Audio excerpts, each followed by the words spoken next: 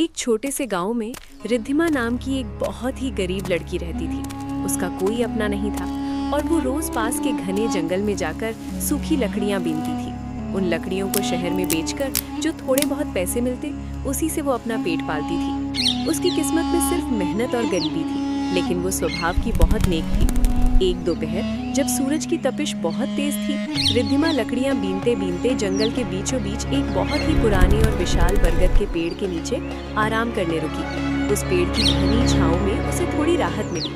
तभी अचानक उसे ऊपर से किसी के बोलने की आवाज सुनाई दी। उसने ऊपर देखा तो पाया कि एक तोता और एक मैना की जोड़ी टहनी पर बैठी आपस में बातें कर रही थी। रिद्धिमा हैरान रह गई क्योंकि वो उनकी बातें समझ पा रही थी। तोता कह रहा था, देखो मैना, ये लड़की रिद्धिमा कितनी भोली और मेहनती है। काश इसे पता होता कि जिस बरगद के नीचे ये बैठी है, उसके ठीक नीचे एक जादुई मटका दबा हुआ है। मैना ने जवाब दिया, हाँ, और वो मटका इतना चमत्कारी है कि उसमें जो भी चीज डाली जाए वो हजारों गुना बढ़ जाती है। वो कभी खत्म ही नहीं होता। रिद्धिमा को अपनी कानों पर यकीन नहीं हुआ।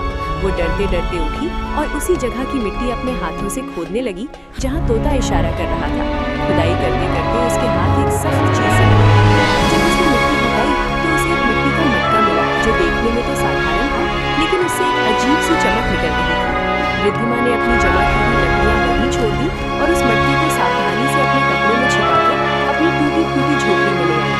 उसके पास अपनी माँ की दी हुई सोने की एक आखिरी निशानी थी, एक छोटी सी सोने की अंगूठी। उसने कांपते हाथों से वो अंगूठी मटके के अंदर डाल दी।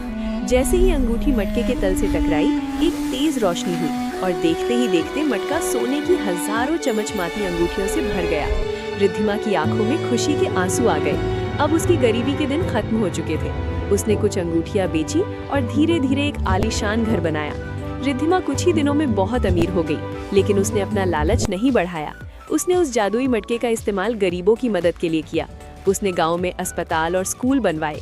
वो अब पूरे इलाके की सबसे सम्मानित और दयालु लड़की बन गई थी। लोग उसे जादुई दिल वाली रिद्धिमा कहने लगे।